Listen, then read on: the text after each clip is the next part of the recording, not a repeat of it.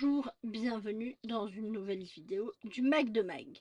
Alors, pour cette fois, je vais vous dire, j'ai lu un manga. Alors, c'est un shonen historique de Kei Okubo. C'était publié en 2015 et c'est Arte. Alors, Arte, c'est une jeune fille qui veut devenir apprentie peintre, mais à cette époque-là, à Florence, les filles étaient juste bonnes à marier, hein. Voilà, la femme n'était bonne qu'une chose, être mère et s'occuper des enfants et faire manger. Voilà la condition des femmes, ce qui a bien évolué, merci. Là, Arte, en fait, elle est entraînée par Véronica, qui est sa mécène, dans un quartier miséreux de la ville.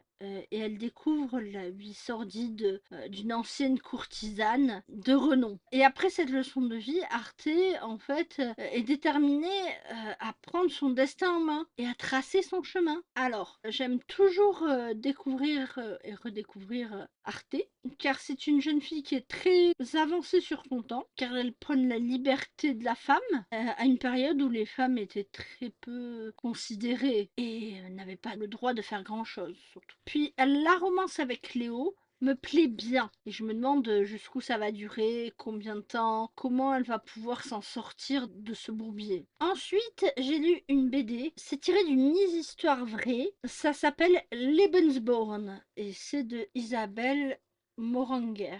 Ça a été publié en 2024. C'est Isabelle qui réalise qu'il est temps pour elle de raconter son histoire. Car si elle est aussi grande, blonde et aux yeux bleus, c'est parce qu'elle est à moitié norvégienne.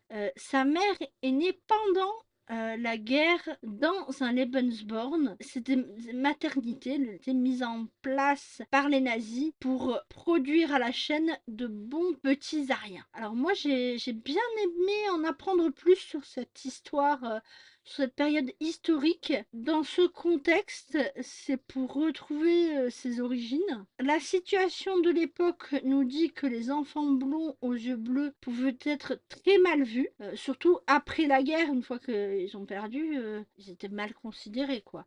Ils étaient presque maltraités. Il faut connaître d'où l'on vient pour savoir où l'on va. Et ça, c'est de Bismarck. J'aime bien la citation, j'aime bien cette citation et je trouve que ça résume pas mal de choses qu'on a vraiment oubliées. Il faut connaître d'où l'on vient pour savoir où l'on va. Je clôturerai cette lecture par ça. Et je vous souhaite une bonne lecture. Je vous encourage à lire cette BD si vous avez envie d'en connaître plus sur cette période historique. C'était les Lebensborn et à quoi ça servait. Encore en Norvège, ils n'étaient pas encore trop impactés, mais dans certains pays, ils pouvaient l'être. Ensuite, j'ai lu Les Cités de poussière de Nave Pfeiffer, publié en 2025. Alors, on est dans une société où les humains ont des dons. Il y a les érudits dans la cité du savoir, il y a les façonneurs dans la cité matérielle, il y a les virtuoses dans la cité des arts, il y a les mémorieux dans la cité de jouvence. Nous suivons Delia Serpentine qui termine sa formation de conservatrice.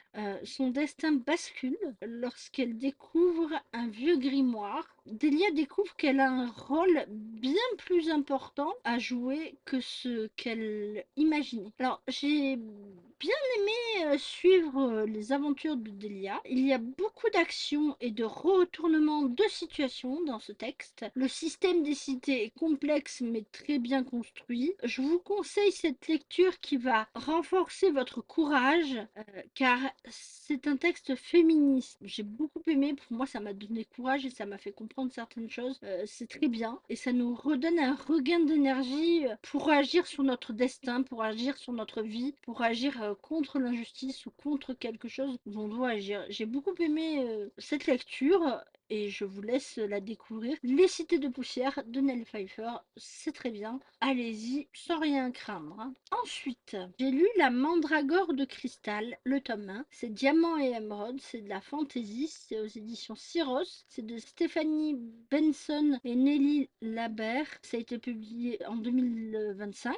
On va suivre Miran de son enfance, son adoption par la Larkona, de Graen Eija, et elle va être promise en mariage à Kirill, qui est le troisième fils du duc de Berry. Alors, cette alliance, c'est une alliance aussi stratégique, et cette alliance, surtout, elle est faite pour renforcer le lien entre les deux familles, mais tout ne va pas se passer comme prévu. Alors, j'ai beaucoup aimé cette lecture, j'ai adoré cette lecture, c'était vraiment un coup de cœur pour moi. Il y a des complots, il y a de l'action, des péripéties, entremêlées de magie.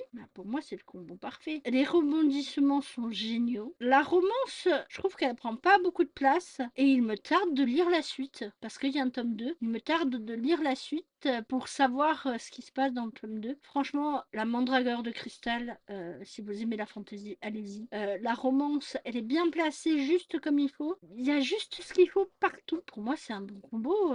De la magie, du complot, des péripéties. Pour moi, ça matche bien. Ça m'a beaucoup plu et je continuerai sûrement la série de la Mandragore de cristal. Alors, merci d'avoir regardé cette vidéo. Un pouce bleu, un abonnement si c'est pas déjà fait. Et puis, je vous dis à bientôt dans une nouvelle vidéo.